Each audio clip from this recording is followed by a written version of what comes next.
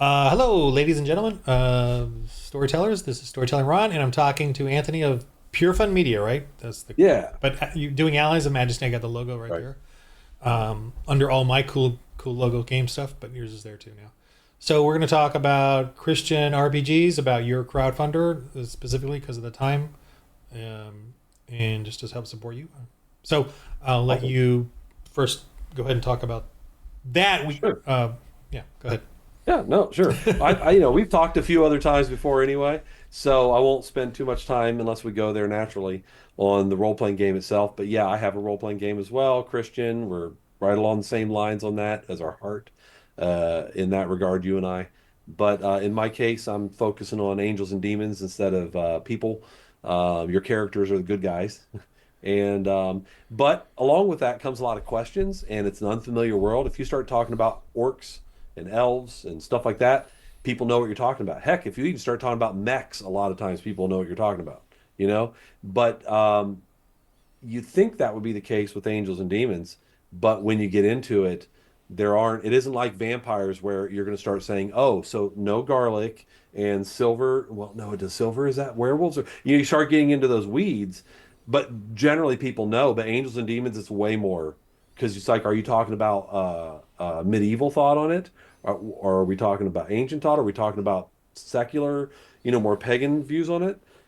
So it's like it's really kind of wide open. You'd be surprised how many people don't have it all in. So what I'm wanting to do, and this gets into the Kickstarter, is I have a fiction collection. I have multiple authors. I gave them a primer. I got them all, lined up on what we're doing, and I'm the managing editor and keeping it all on the same page with the lore and everything. And we're writing a bunch of short stories. It's going to be novel length. Probably the goal is at least 300 pages, if not longer.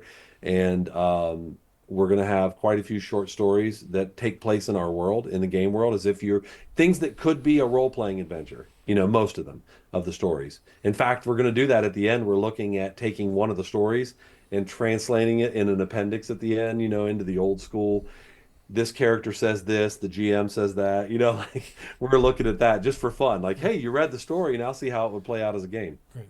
But that's what we're doing. We're basically just turning the game into fiction and giving people an idea of how it works and how the world works. And there are people that will never play the game but enjoy good fiction. If you like Frank Peretti's stuff, as far as the Piercing the Dark, I don't know about you, I'm saying anybody.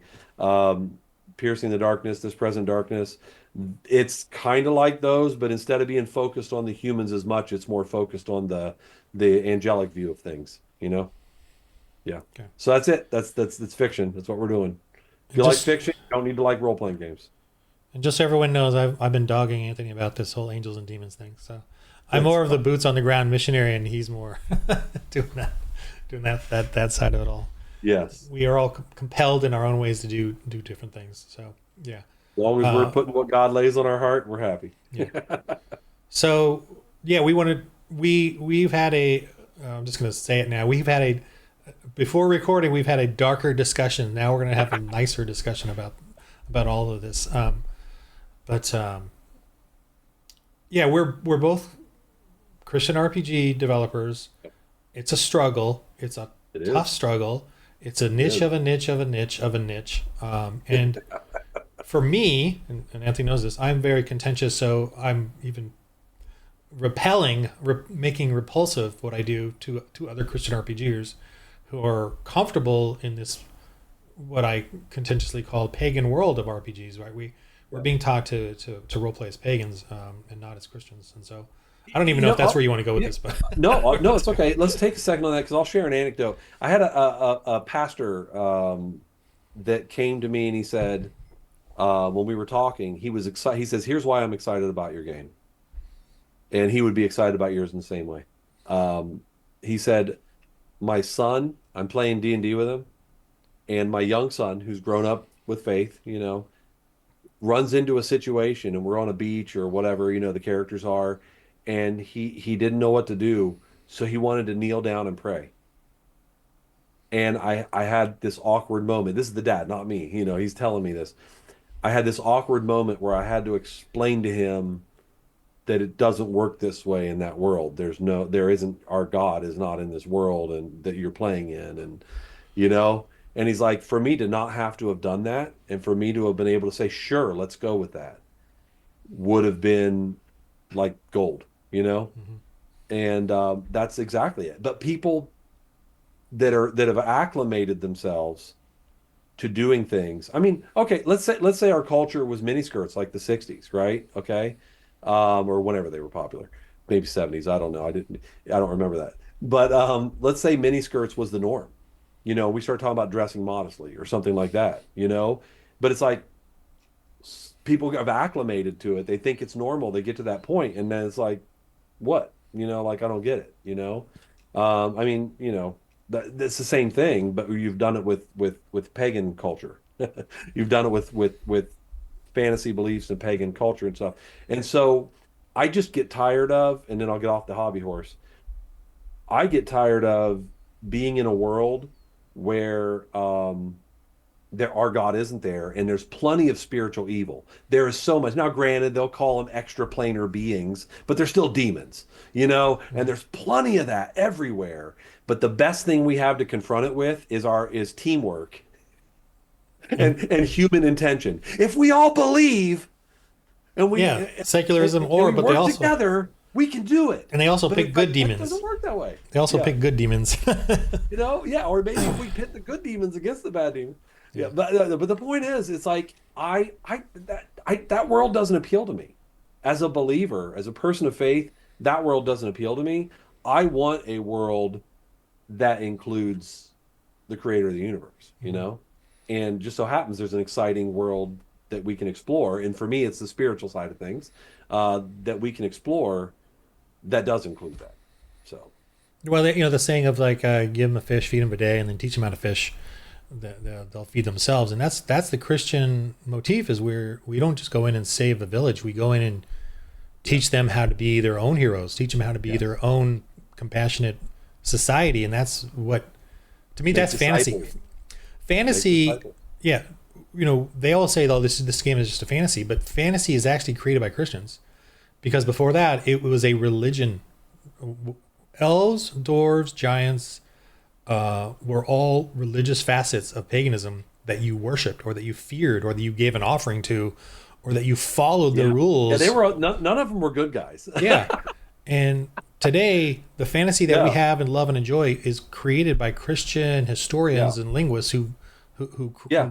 the Grimm brothers, who grabbed all that stuff Well, and turned and it into Tolkien, entertainment. who popularized Yeah. that side of it, who popularized elves being a good thing or Yeah. dwarves being And neutral noble. or whatever. Yeah. Noble and chivalry come from Christianity. They do not come from the pagan world at all. True. Nobility and chivalry. Chivalry is dead. Well, it's dead because you're not going to church. It's dead because you're We being a do that the pagan. same way with good old American ideals. Like I grew up on Saturday morning cartoons, and you see self-sacrifice. At least back then you did. Mhm. You'd see now we have lessons on why we're binary now, but from Transformers. But anyway, no, it's like you would see self-sacrifice and stuff like that happen, and we just wouldn't. Those cartoons wouldn't label it Christian, but it's like it's that Christian influence on our culture that put a lot of these things there, that then just the Christian label got removed from it, and we Yeah. tried to keep it and keep the things there, but not call it Christian. Well, And like Thor, right? Thor's a great example, because in Marvel's Thor, they made him a Christ figure, which he did yeah, in the real religion. He was not a Christ figure at all. He was, no, no, deadly and vicious, and to die in battle was his glory. But yeah, but in the Marvel Thor, they made it so he's like, I am not worthy to be Thor, to carry the hammer. Let me sacrifice me. Don't hurt them. yeah, It's like, yeah, that is not paganism. That's Christian. And yeah, yeah, they've removed the Christianity from it, and yeah. that's the problem with us Christians today in these role But playing see, games. We you give can up our do that. Christianity. You can put those things in and not recognize where did we as a culture get those ideas, and a Right. lot of times it's from Christian influence. Well, churches on every Yeah, block, yeah, in every village, and that's where our stories come from, and people are denying that. So that's yeah. my contention and attack. And I think they just some are purposely denying it. I think some have lost sight of it and or were never told.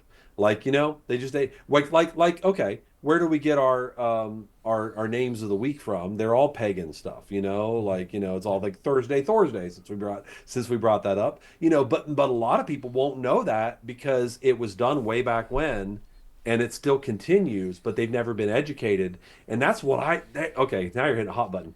That's what I want to do with my stories and with my role-playing game is I'm building my world, I'm building my lore off of researched ancient biblical first century and earlier.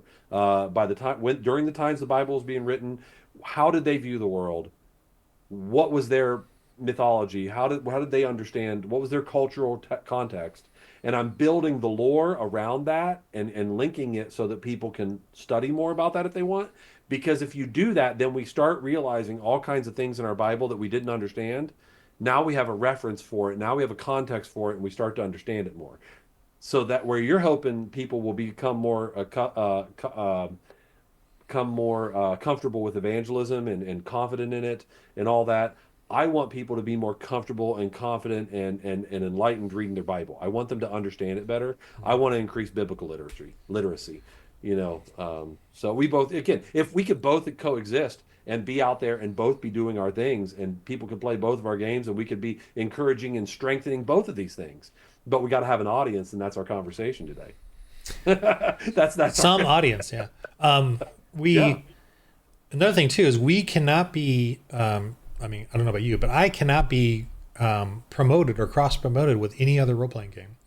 I cannot go on any other YouTube channel and talk with anyone else and say, "Look at my game." They do that. Yeah, exactly. You go to mine. I mean, I'm here with you too. Yeah, we can only be in our little. We can exactly. only, or at least I can only be in a, no, assuming you're YouTube. Right. No, I can't. I really can't either. I mean, I might be surprised one day.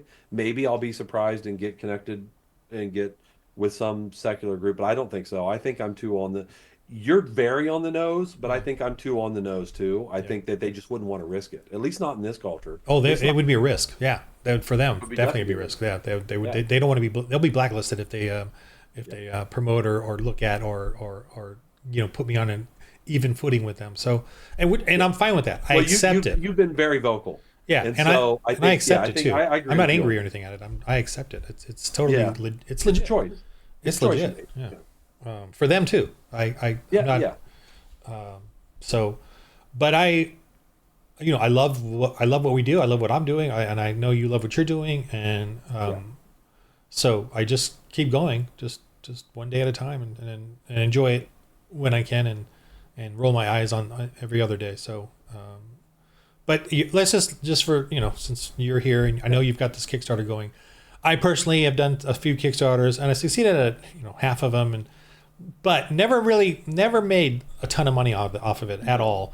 And I understand why. I don't think that's the point of Kickstarter for most people. But anyway, to come back around to what you're doing, you've herded these cats to write a book and to write stories for your game. So I think that's a cool thing to do. Do you mind? Do you mind though if we comment on on Kickstarter for a second with that? Yours? Crowdfunding? Or any? Yeah. I wanted to bring it back around to it, so yeah. Okay, we can bring it back around to it later. I just remember. No, now. Taco Cat. The whole Taco Cat cheese pizza thing or whatever. Like they're what? That you don't know that game? That kids game? It's like Taco Cat goat cheese pizza or something. It's some weird thing. And it's like if you Google it. Video game? Computer game? No, it's a card game. It's a card game. Okay. And it's like its Kickstarter was abysmal. Its Kickstarter was horrible. In that regard, but it's a huge game. Like literally, I went to the homeschooling convention. They had their own booth just for that game, and that game is huge. It's in Target. It's in everywhere you go. Anybody can get. I can hardly go places without meeting somebody that plays that game. It's like Uno nowadays. Right. The Kickstarter didn't barely made it. Kickstarter but then was horrible. Did it fail? I mean, as far as results, I'm not saying because they had a cute little video. If I remember right, I might be thinking of. This is when they first started, or after they'd already made it. They first started when they first started. But now it's doing well. And now it's the hugest. It's huge. It's huge. But their Kickstarter didn't make it huge. You see what I'm saying? Their Kickstarter got somebody Maybe. I don't know the story behind it. I'd love to know it, but my speculation, which could be totally off, Why'd you break? all I know for a fact is their Kickstarter's bad and they're everywhere now. Okay, got All I know. it. But somewhere along the line, somehow they had to have gotten the attention of somebody that's business minded, that has the influence and the money, or both, one or both, and they said, this can go somewhere, let's do it. And they And did it. you said it in homeschool, so is it a Well, Christian game or? no, it's not great. Not that I know of. I don't think it is. I mean, like I think their Kickstarter video, if you find it, it's like a dad and a little girl, and it's a cute little video. But it's like I'm just saying the Kickstarter results were abysmal. I'm not saying that their effort, but they didn't do much on. I mean, like it wasn't, like if you took Kickstarter how to Kickstarter classes, it didn't follow those. Right. But and it didn't get results. But it's huge now. And I think part of the thing with Kickstarters are it's a start and it's a way to get eyeballs on your project. It's a way to create brand awareness. The more Kickstarters you do, the more people that recognize for the Lord, for the Lord, for the Lord, for the Lord. The more ones I do, the more people are going to recognize, oh, Allies of Majesty, I've heard about that somewhere. So it's like going to a conference. You go to a conference and you might not sell enough to barely pay for the conference table you made, you Right. know? Yeah, I You break may or even may when I not, go. and especially if you had to stay in a hotel. Oh my Yeah, no, goodness. I would not break even then. Yeah. No, I always try to avoid that if at all possible. I don't sleep in my car, but I try to find anybody I can that lives in the area that's like, hey, can I crash? Even if I have to drive an hour, in between days, it's whatever it is. But um, it's that getting the brand in front of people so that it becomes, it's just like, any other sales. You've got to send people like 5 flyers in the mail before they start to the thing is the more they see your branding and the more they hear your name, the more then it creates trust and they don't know a thing about you, but they think you've been around and so it implies that you're trusted. It creates an established thing in their mind that, oh, this is a trusted brand just because of repetition. Yeah. So that's what it's Kickstarters and stuff are really about. Right. And it takes years to build that. It's not something you're going to build over for our kind of brands. It's not something you're going to build with one Kickstarter or Yeah, two. and I did several D&D ones, before Yeah. then I switched Yeah, yeah, over yeah, to, yeah, yeah. which didn't help. And So, same with so this it's channel. not The channel about was D&D and music and yeah, scores, and now it's like, yeah. I the mean, I'll be exact I'll be opposite. I'll be straightforward here. My goal right now is not to reach, I've got a goal in there for what it would be for me to break even. It's a bigger goal. We got the goal. We're like we're getting close to 400% of the goal that I set for doing it. So we've raised more money, but why did I set that? That's a question people say. Why'd you set your goal so low if you need more money than that? I'm like, because I can and will pay for it to produce the book, but I need the advertising. I need the repetition. I need people to see this. And so I'm doing the Kickstarter because it has certain advantages like that.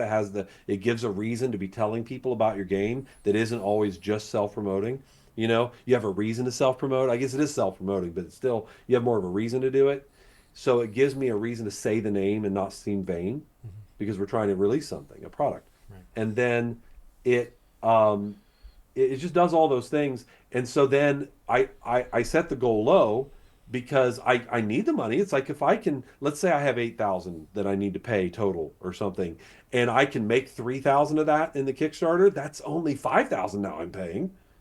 So why not? Yes, great. Thank you, people that helped me raise the 3,000 to offset that. And then it also creates for some people an urgency. They're like, oh, I want to get in on support. I believe in this, and so, but I got to do it now. It gives them a time frame. The campaign ends on this day. Yeah. So there's a lot of reasons that Kickstarter is helpful, and it isn't just getting getting the money you need.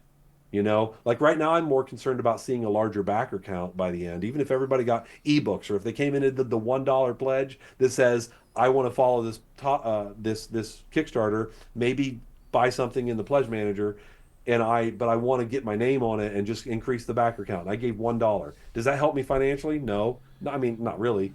By the time by the time Kickstarter and Stripe process it, I'm getting cents, not a Yeah. dollar.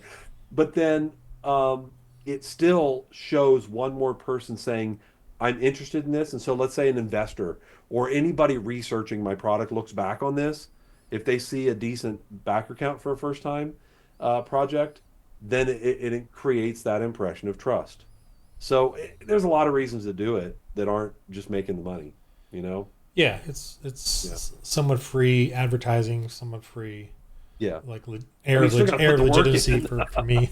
You got to put the work in, you know that. Yeah, you still send out stuff, but Yeah. But if you're not putting the work in, you're not going to get the results. yeah, If you're not, you can't just put in a Kickstarter, say, "Hey, I got a Kickstarter," and then mention it twice and expect people to back it. Same thing. They've got to hear it 3 or 4 times over the course of that campaign, and then they might back the fourth time, maybe. right. You know? Yeah. Yeah. I just finished one, and I got a couple of books still to send out, and I did it all manually. I only had a handful of backers, but they Yeah. all put in enough to get me over the success And, rate. and But and you have those consistent backers that consistently do it. You can still demonstrate to somebody that wants to check you out, hey, look, I have a history of support. It may not be a grand number, yeah. but it's still a history, you And know? it actually does help Immortalized. encourage you to work harder and work on Yeah, something, and you know when you have a sense of a deadline or a sense of something that it people does. brought to you. So, That's true. Yes, that's true. but of course, I put in way more, and I redid a lot. Yeah, yeah. uh, Yeah. I mean, breaking even, that's the thing people don't get. It's I would say I like let's say lost I money, get but to that goal where I break even, I'm not taking a dime from that yet. I did everything I did for free, you yeah, know? I, And there's a couple other volunteers that did some of their stuff for free too. So, yes, I want to pay the authors. You said about wrangling all the authors. That's one of the awesome things I want to say about this. I love this. This is cool. This is why the deadline. You might look like, why'd you kind of rush that book out? Well, the deadline happened to me. Um, I ended up last year, instead of going to Christian Game Developers Conference, I hadn't registered. Normally, I register early because I want the early bird, discount and whatever. I'm trying to save all the money I can because when I'm not selling a product yet, I'm not making money and everything's an expense. So I needed to get. That's one of the things I wanted. I wanted to get to having some product because when you have a product that's physical, somebody could buy, they take you more seriously than if you just say, "I have." How many people do you and I meet? They say, "Oh, I'm making my own." game. So Yeah, many. But if you say I've made my own X and I have it, you could buy it right now. That's a different level of respect you get yeah. from and you've earned, honestly. So I wanted that, but then I was going to go to Christian Game Developers, getting back to the story, and I was going to go, and I'm like, I haven't registered yet. I don't know why. I'm just not feeling it, but I know I want to go. And then I find out last minute about Realm Makers, which is another Christian group, and it is more speculative authors. Like, this is funny, but they used to use this as an example of the weird kind of stuff that gets written there. Like, it's Christian speculative fiction. So, like, the example they would do is Amish vampires in space. You know, like what? But the thing is, somebody like actually wrote that. I didn't read it. I don't know, I but think it's it's a like movie. well, somebody made it. It's Like, I don't know if it's or a the book, movie, but somebody or it's a actually book. made Like a book. It is a book. Somebody made it. And right. he's like, I'm going to make this. We've joked about this for so long. I'm going to make it. And then he ended up following it up with like Amish vampire or Amish zombies in space and Amish werewolves in space. I don't know what order those came in.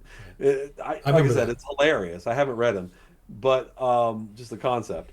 But point being, I got to that group, Realm Makers, where all these people are writing Christians that are writing fantasy, right? And trying to make fantasy. I don't know how you're going to make the ones we just said honor God. That's why I want to read it out of curiosity, partly.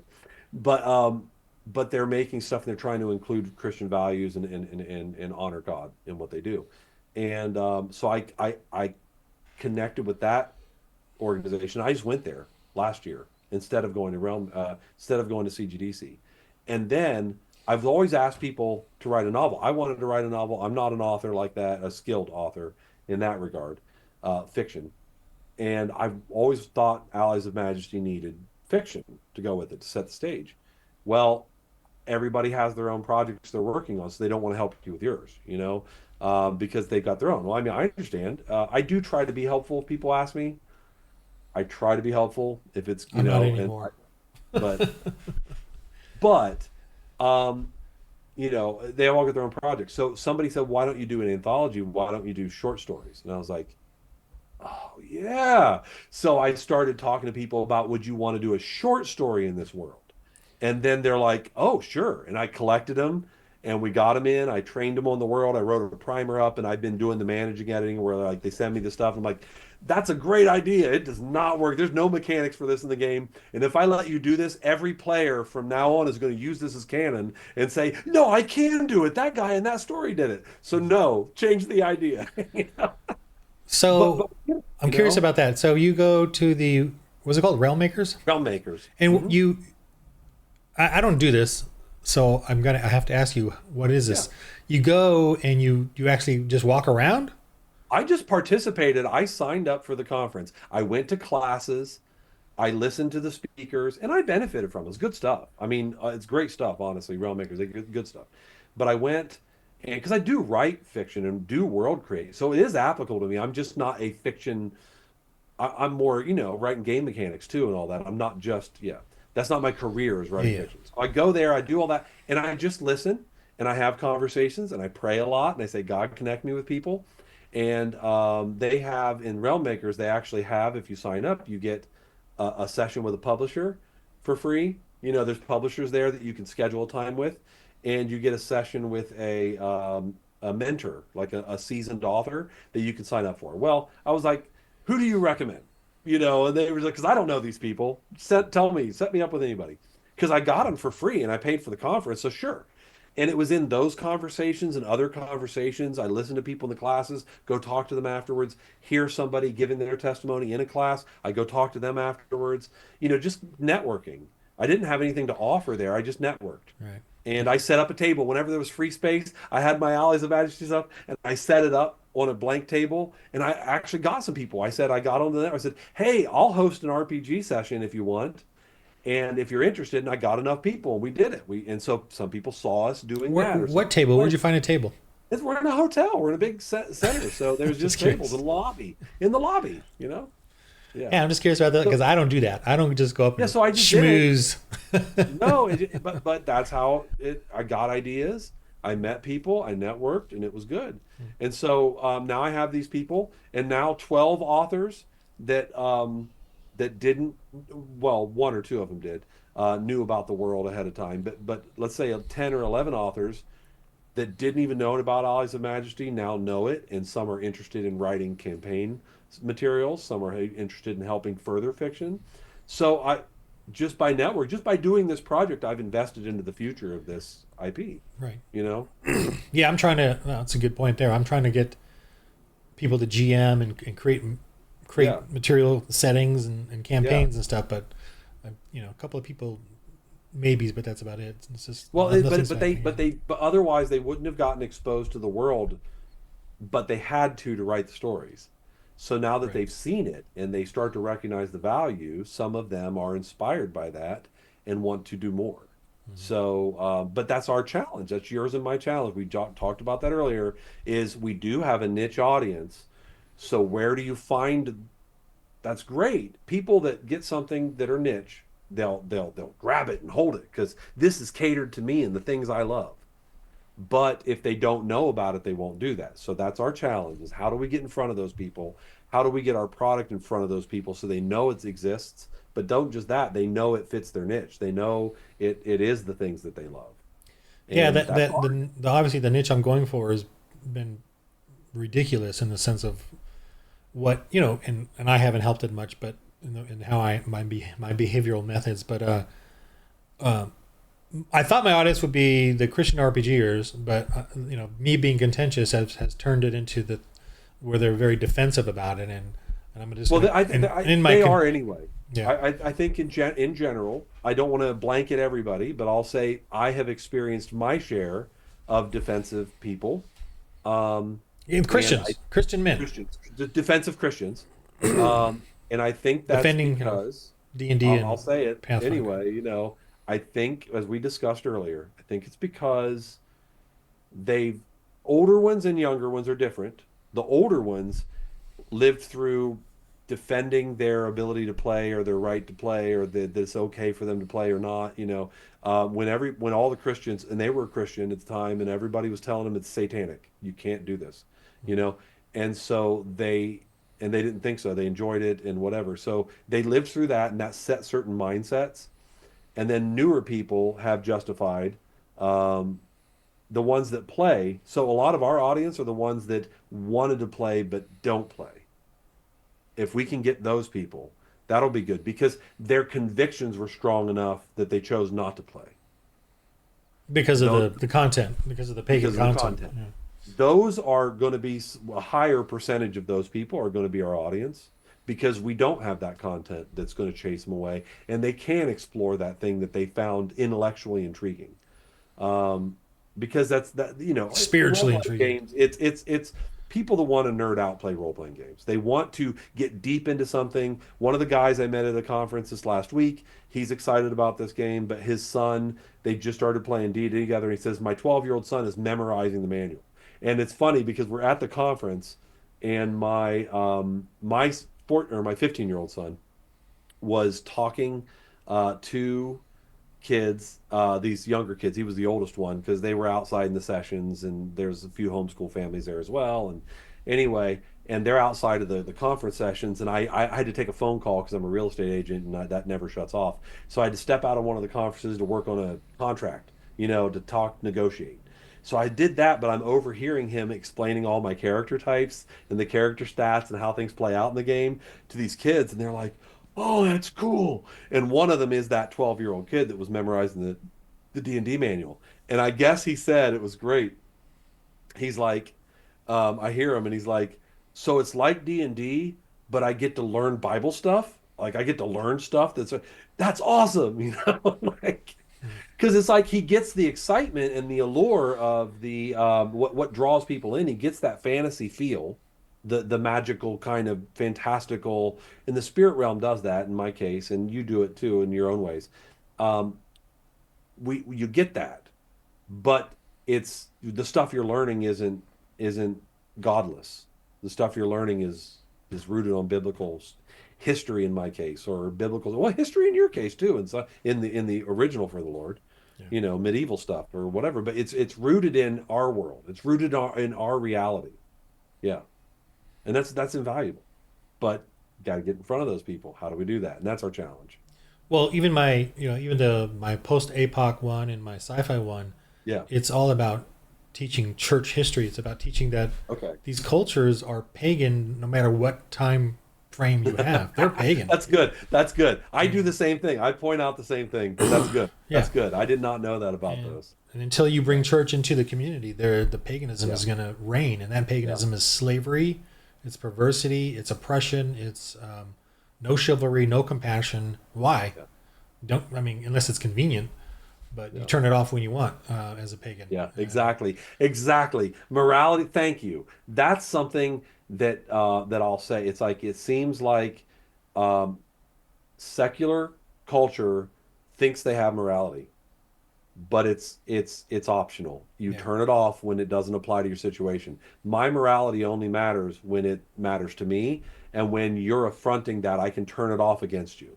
Yep. Yeah, exactly. Pagans love their children, but they don't love your children. Yeah.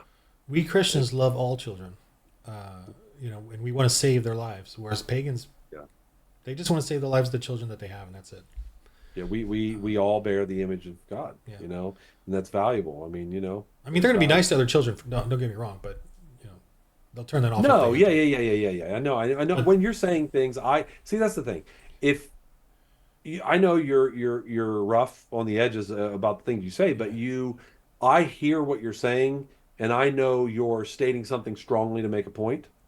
Yeah, and so I can take that in context.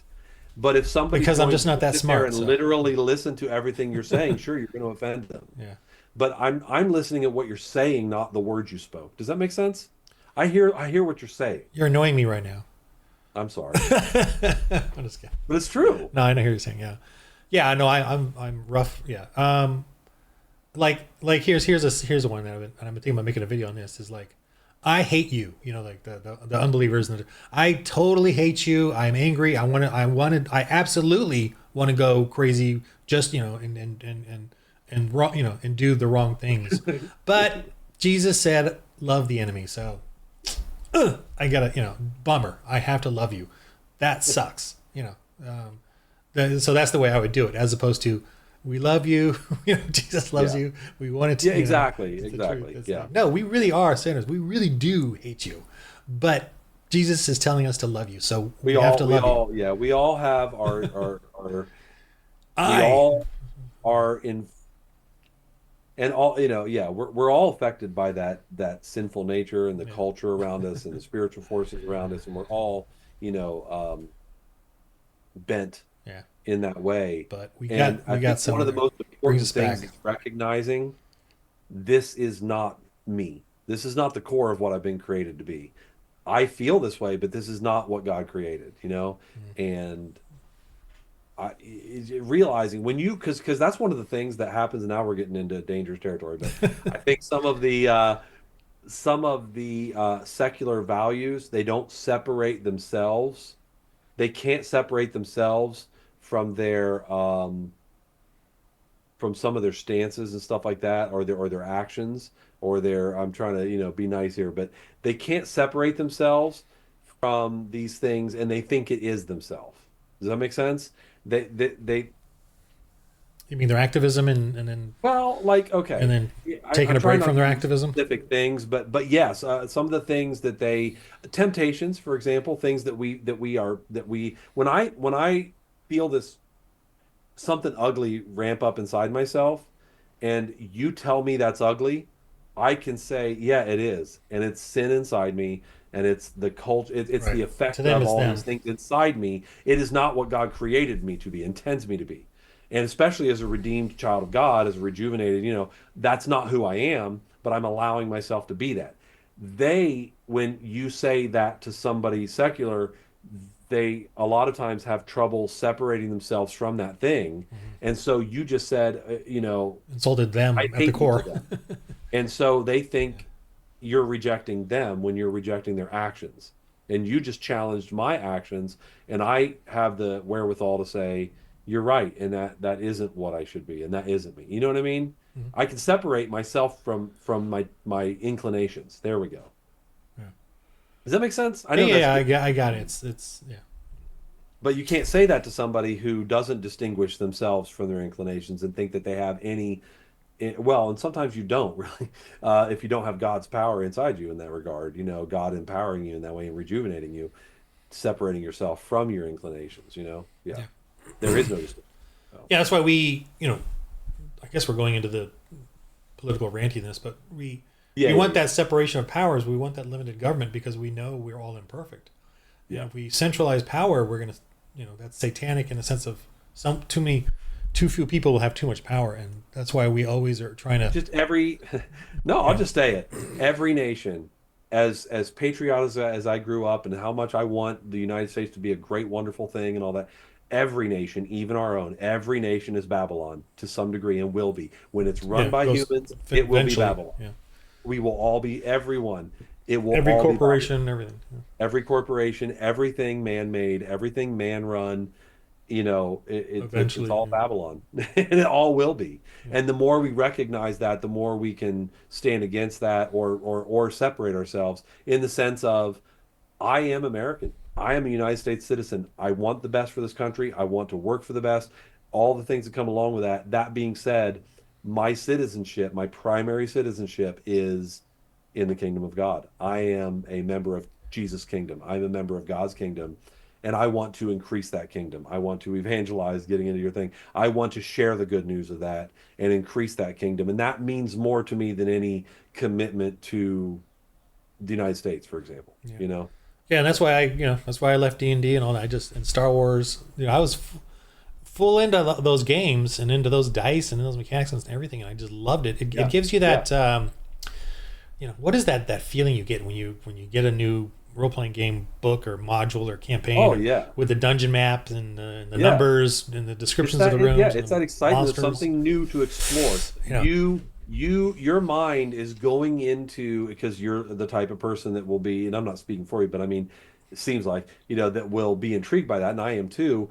You want to get your mind around a new, not just maybe rule system, but also for the world. I want to understand this lore. I want to understand explore. how Yeah, things work in it. but I want to, and get it all down and understand it, and just to take it in. That's something awesome. I'm benefiting from somebody's creativity. And it's a new thing for me to get my mind around. So it's new. It's that newness of it because in D&D, if you play it for 20 years, that's cool and you can get down into the nitty gritty. But then let's say I'm just making up something. Let's say you get like the Alien role playing game or something. If you didn't know the movies as much, but now you're getting deeper into that lore and Oh something. no, I got all those. I got all the books. Yeah. So I mean, yeah, that's right. That's right. Yeah. It's addictive. It's very addictive and very desirable. But I want to say now, I am free from that. I'm free from that, or I'm annoyed by it or bored by it. But I'm free from it now, and because of my games, I'm able to just create whatever settings I want. But the reason I can do that now is because I want to serve the Lord or be with the Lord, or I want the people around me to enjoy the Lord. I don't want people around me that are like trying to push agendas on me that I don't love.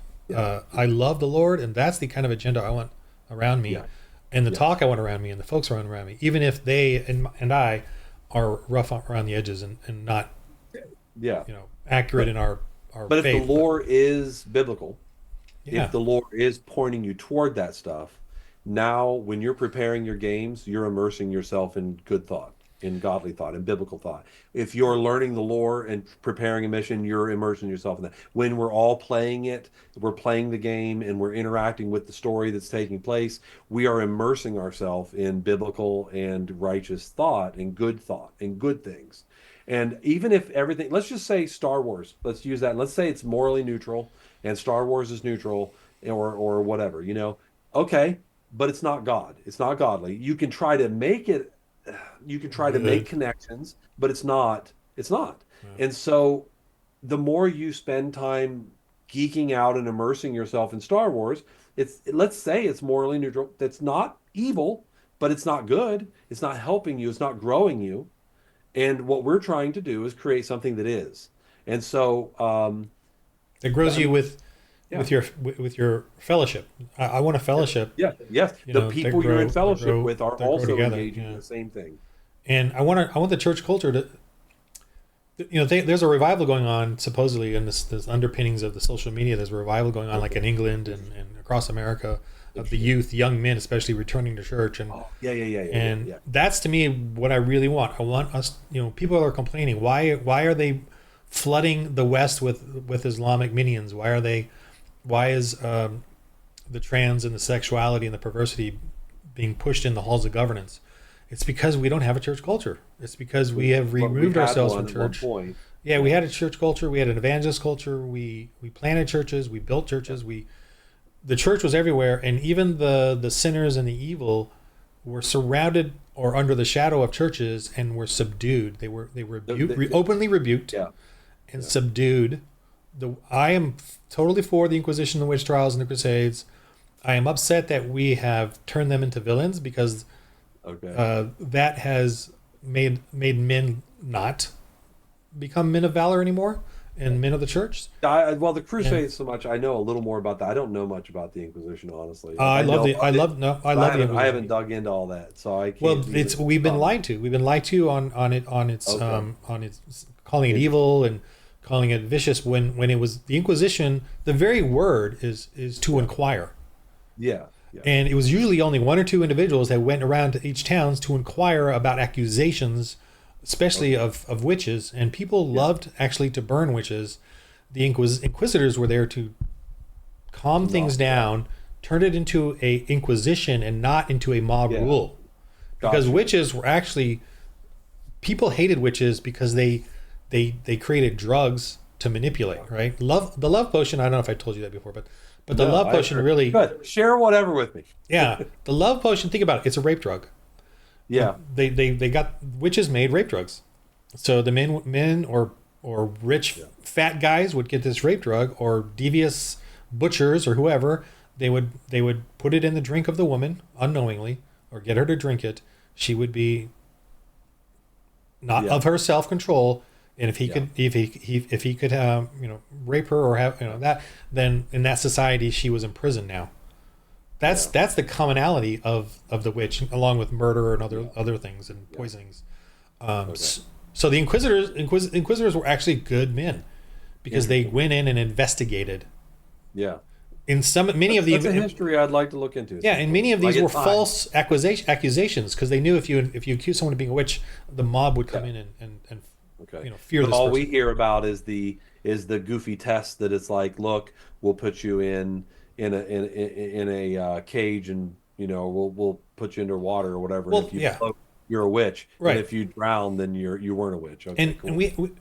the Inquisitors documented everything they did, Okay. whereas imams don't. Imams and sheiks do not document their harems and Yeah, their millions yeah. of rape victims That's that they've done. true.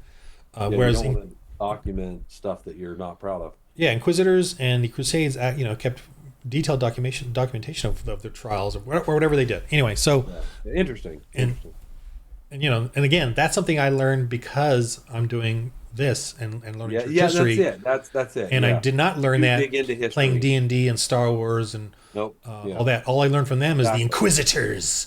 When Right? Isn't Star Wars has the you get the Inquisitors? caricature. You get the caricature. Yeah, Yeah. Star Wars has the Inquisitors, I believe, is what they're Yeah. called, Yeah. I think and they they've do. made them villains. And Yeah. it's the implication is there. Yeah. They're absolutely implying they are from the Inquisition of the Catholic Church, Yeah. Yeah. and Yeah. so they're teaching us to hate the church or Christians and to me Catholic Yeah. Church, Well, I mean, I Protestant Church. definitely have heard all the negative. I didn't hear any positive stuff that you had just said. I hadn't Yeah, heard that. I mean, and I'd be interested to know. Yeah. they don't want you to know. 'Cause They want I've you heard all the to. negative. They don't want you to know the truth. They want you to delve into Star Wars Inquisitors and delve into Yeah. the Inquisition of the pirates or whatever. They want you to delve into their pagan folklore to hate Yeah. the church, and See, Christians. okay. See, when I was preparing a campaign that I'll probably touch up and make whenever I do official material, I'll make this a published campaign. Whenever I do like published, modules and stuff. But I mine was on. Okay, I started right around 150 or so after the church became legal from Constantine. Oh, 150 80, somewhere in that area. I forget the exact dates. But anyway, I started in that time. Or no, was it 400 something? I don't know. Sorry. Maybe my time was off. I think it was 400 something. Anyway, whatever it was, I started in the time just after he made the edict where it made it legal. yeah, And 300 ish is so when he did it. So 300, yeah, 300s. Okay, my time was off. I have yeah, it yeah, all documented but it's that's fine. been years since I run it. But in that, I started right then. Oh yeah, 500 something I think was the council, one of the councils. But anyway, so I start right after it's legal, and I'm exploring what would Christians maybe be thinking now. What would average street level Christians, what would when they heard that news? What would the spiritual for since we're the spiritual beings in this game, what would the attitude be on the spiritual side of things? Possibly speculating, but what might some of those individual angels think about what's going on? Is this a good thing? Is this a bad thing? How's this going to pan out? Is this the church beginning to advance, or is some people think Satan coming and trying to undercut the church and twist it? I'm not going to comment, but at least I got to explore those things. And as I started looking at what life was like and what the political climate was like and all these things for a Christian in that time in Rome or in near Rome, because I wanted to make a story about it, that educated me a lot on the life of people in that time and what it was like for a Christian possibly at that time. And I learned a whole lot researching for that. And if I had just spent that time making maps and making up generic stuff or researching the Forgotten Realms, or you know what I mean, like I wouldn't have had the value I had. And then when we played the game sessions, when we played that campaign out, my players got some of the benefit. They didn't study it as deeply as I did, but they got the benefit of that study and they got to explore it by immersing themselves in that world. And it's different when you're hearing in history class somebody taking turns reading out of a book versus you playing a character immersed in a world. You start thinking a lot more. And, so it's so much more valuable. And it's taking that time because you do role playing games, you spend hours and hours and hours and hours and hours immersed in the world and thinking about the world and just being communal with your friends in the world. And this takes that time when we have a Christian focused RPG and gives it extra value. It isn't just social, it's beneficial in a lot more spiritual ways, you know? Yeah, I just, what do we spend our time practicing basketball, shooting, Yeah. Yeah. whatever it is we do. We drill, baby. Yeah. We drill, we do drills, and I don't understand why we don't do drills for evangelism. We don't practice No, no, our evangelism. that's one of the things you've said that Churches I just love. don't do it. I watch your videos, whenever I watched them, when you're talking about that, and it's a point I love that you do direct evangelism because, like I've said repeatedly, and we touched on it in the earlier conversation. What do militaries do? Military forces, they will drill. They will run through this. What do we do when we in school? We have a fire drill, or we have why? Because we want you to know what to do when the situation comes up and feel comfortable having done it, so that you can be a little more on muscle memory or autopilot. You can default to a certain action where if you've never trained for an emergency and somebody snatches a purse and runs off past you and you see somebody do it, you're just gonna be frozen.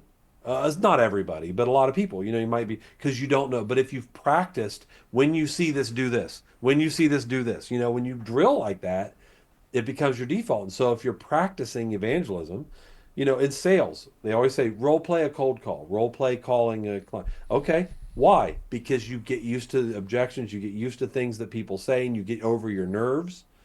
And now you're more comfortable in that phone call in real life when you call a real prospective client. And same thing. What about when an evangelism opportunity comes up and somebody asks you about Jesus? Oh, you know what we've been trained to do? You know this. We've been trained to just say, you want to come to church with me? Yeah, and we're not even That's all trained we to know do to that. say. We're not even That's trained all to we do know that. to say. But not Just anymore. Yeah. or But, they're. that's the closest thing we know Yeah. because that's the only thing we're taught is we don't know how to explain the gospel. And I'll say a little bit more on that one briefly. I do think the gospel is more good news from us. What we witness is a little more than just Romans Road. It's not just leading somebody down that. It's also what has God done in your life? How has Christianity and your faith affected you? How has it changed you? Where were you? Where are you now? What hope does it give you? Be prepared to give an account for your hope. A reason. And I think there's more to it, but we just don't do it. We don't practice it. We don't talk about it. And so then when the opportunity comes up, we're just like Yeah. deer in the headlights. Yeah, I tell kids, I always ask them, what's the secret to courage? And they're how come nobody knows this? And I don't say that to them. I say, what's the secret to Yeah, courage? yeah, yeah. And they're like, I said, training. Yeah. Just train. That's the secret. It's not even a secret. It's just drill, train, drill, train. That's the secret to courage. And I bring them the example of the fire drill at home. When there's a fire and you're trapped in your room, what do? You don't know what to do. That's fear. But what if you guys did a fire drill? As soon as there's a fire, you know what to do. Dad taught you this, do that. Whether it's the right or wrong move, you know something to do. That's courage. Something to do. Yeah. Exactly. And Exactly. kids, that's what I try to teach them when I do the Christian tours and I try to bring that up to them. So And that's wonderful. And and in my game, to see kids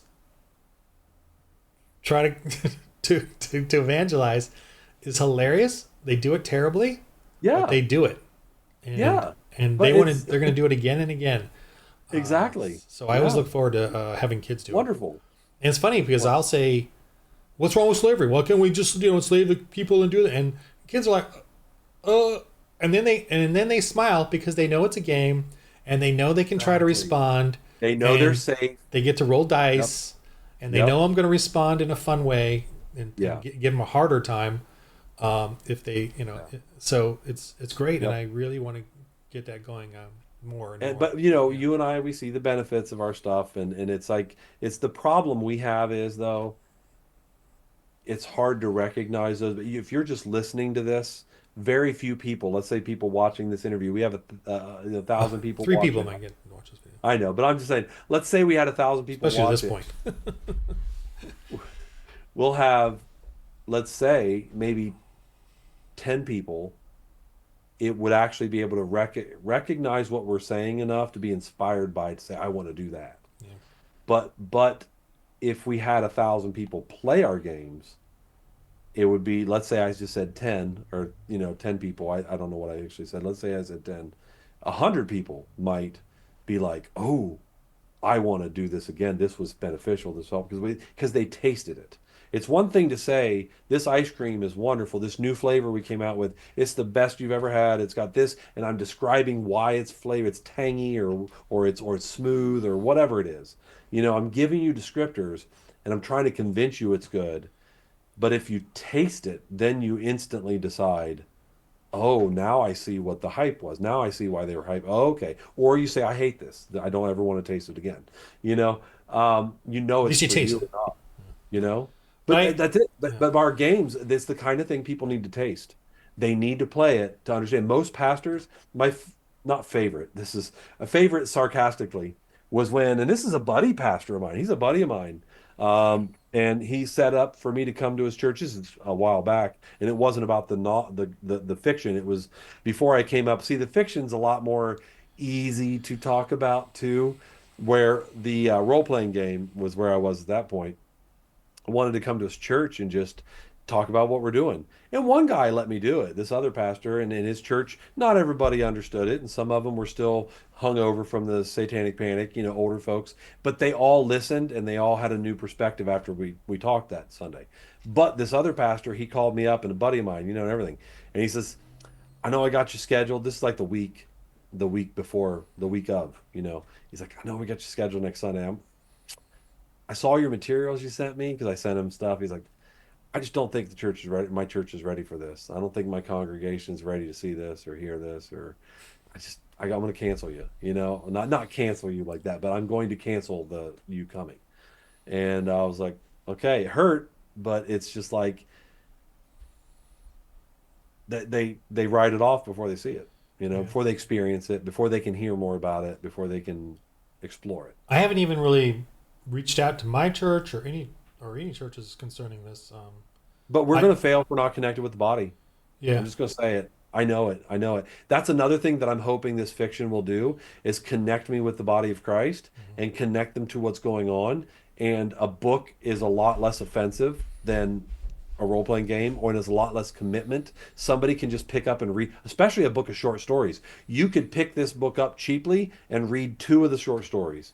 And great. You read 2 of them, and it's all I needed. And now you're exposed to it, and you're friendly to it, ideally. You're friendly to it as opposed to unsure and kind of off. I don't know about this thing.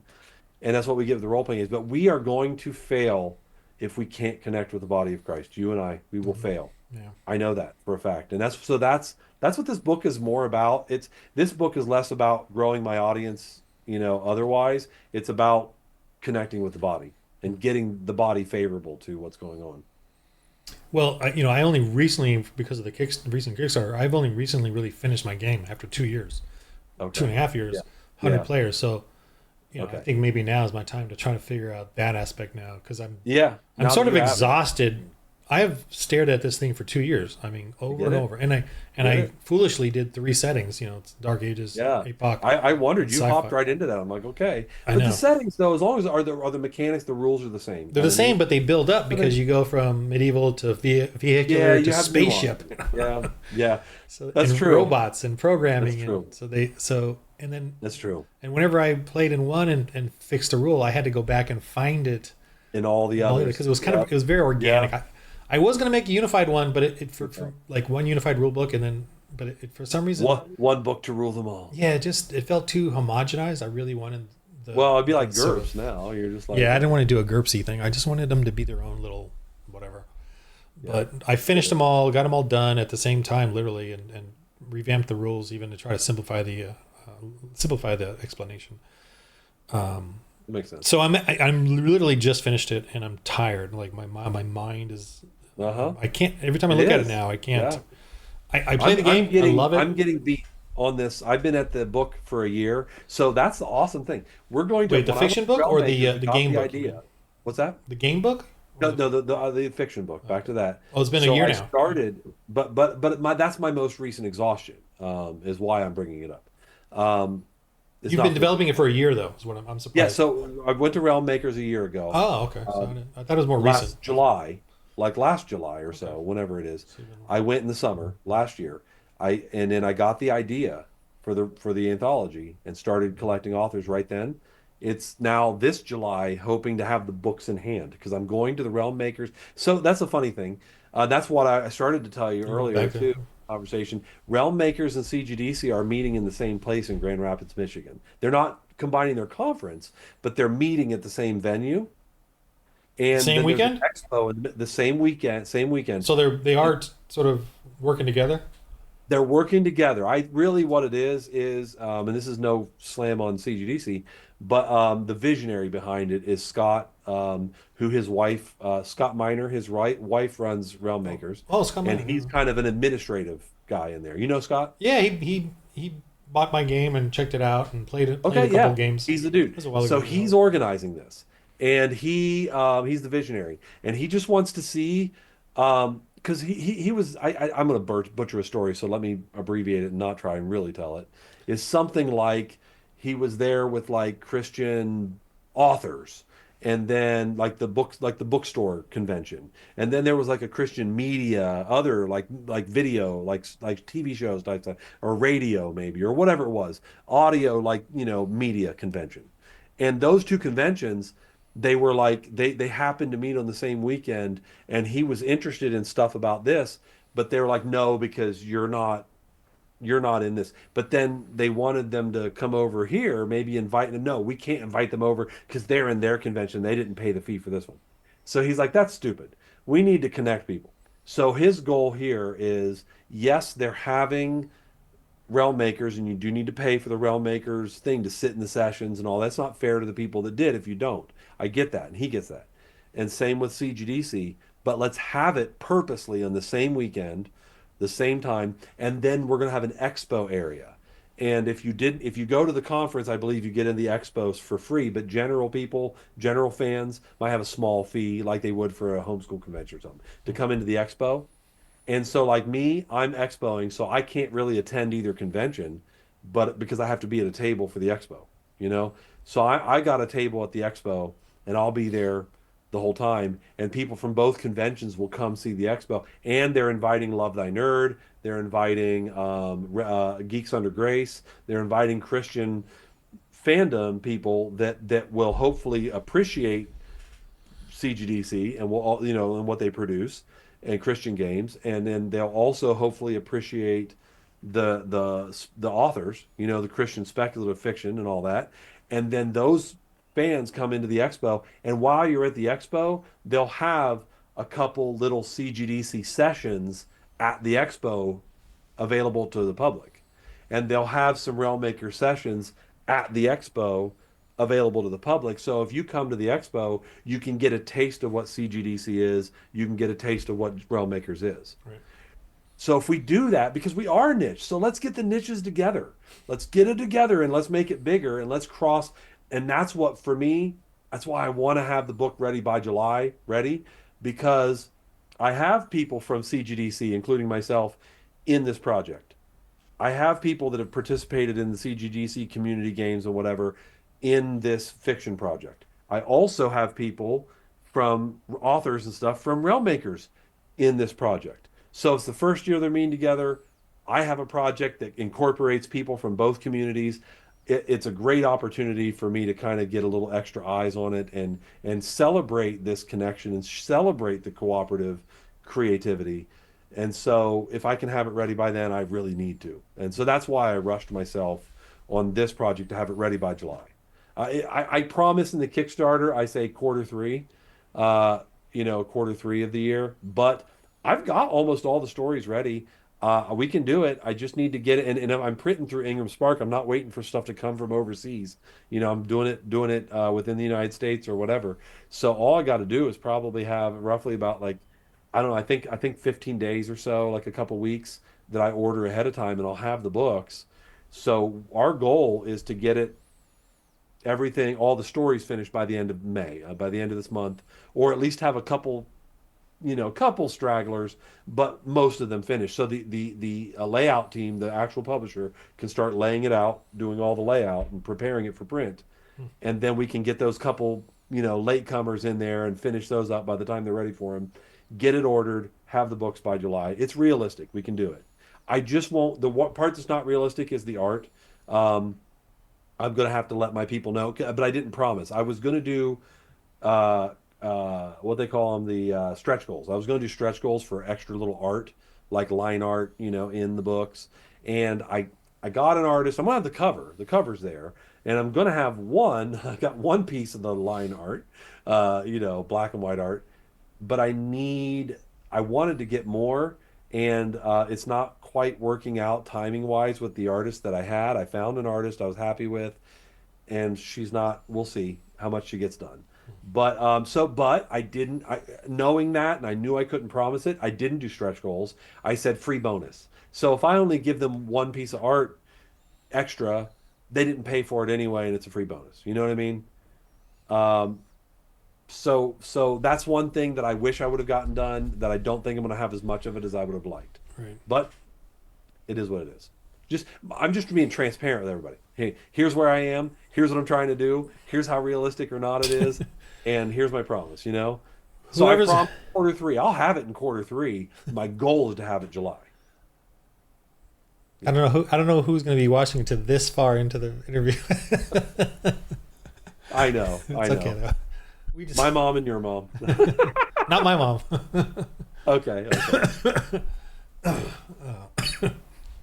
If she's still with us, I don't know. No, she's with us, but she's not going to watch this. Not gonna watch this. Yeah. Well, she's a hardcore Christian now. My mom might not even watch this Yeah. far in. She's my mom's a hardcore Christian. Oh yeah. Yeah. But she's not into. Even our moms have limits. Yeah, no RPGs for her. She's a Korean mom, so Okay. Anyway. Okay. Well, I think we covered everything. Yeah. Everything. We did. We talked about a lot of good stuff. Yeah. All right. So, Allies of Majesty on Kickstarter. I will try to get this loaded up. I hope it uploaded right now. And I learned recently how I can link your video from your channel on my channel. Okay. So I'm going to do that. I'll do that. Yeah. Okay. All right. Yep. Well, when's it finish? It's 3 days. So Sunday morning. That's the easiest way. Sunday, May 11th in the morning, like 10 in the morning or 11 in the morning. It'll finish. Today's Eastern 7th. time. Like 10 or 11 Eastern time, I think. Okay. Thanks for talking. I guess I should look at that real quick because you said it. It just says May 11th at 9:59 a.m. Eastern time. So that'd be like 7 in the morning on Pacific time. Yep. Okay. So Saturday. Just think Saturday.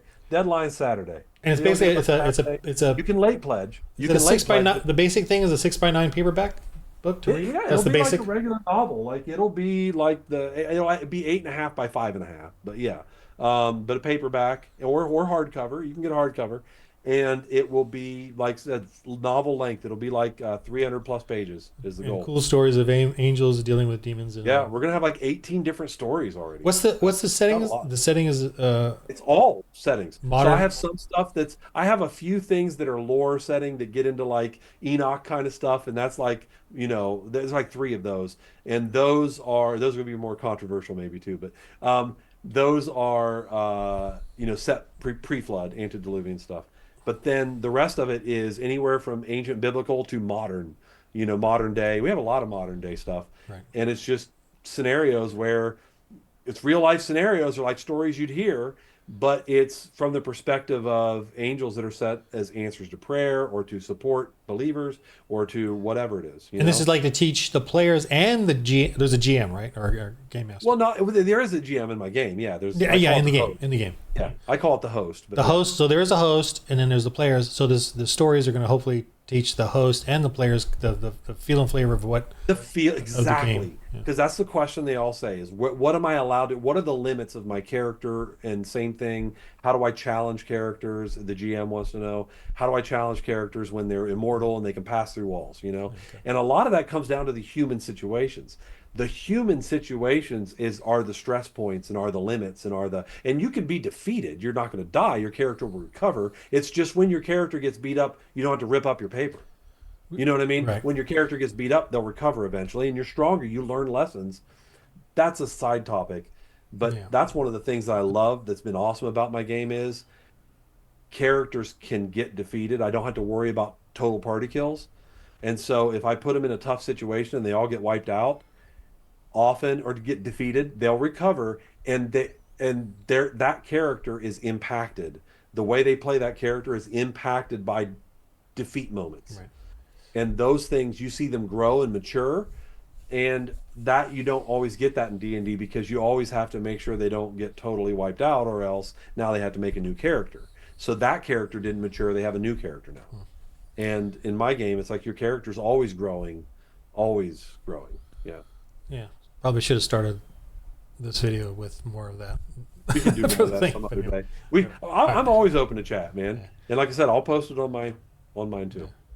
Yeah, and we did say, last thing we did say, we're going to try to get each other to play our games on yes, YouTube I do want to do that.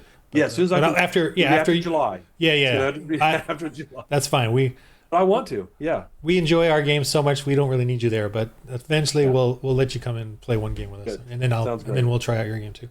Do like a Critical Role where you have me come in as like an NPC, not really an NPC, but like a guest character that comes. Yeah, that's easy enough. I mean, my game is easy enough to do that. There's no like 15th level characters in your first level. Yeah, I can do I can do this same thing. Yeah, because in my game, it's like, your characters come in and out, because when the storylines center around the human events, which angels are involved don't really matter as much. Mm-hmm. So it might matter to the GM if they're balancing it, the host, but they can be like, hey, I know I've been playing this tactical minstrel character that's all about support and all this, but I don't feel like the brain power of all that. I just want to bust some heads this time. So let me bring my wrestler warrior character in, and you get to do that. And you're only busting spiritual heads that don't die either. So the combat isn't as impactful. It's not like you're killing people. But anyway. Okay. All right.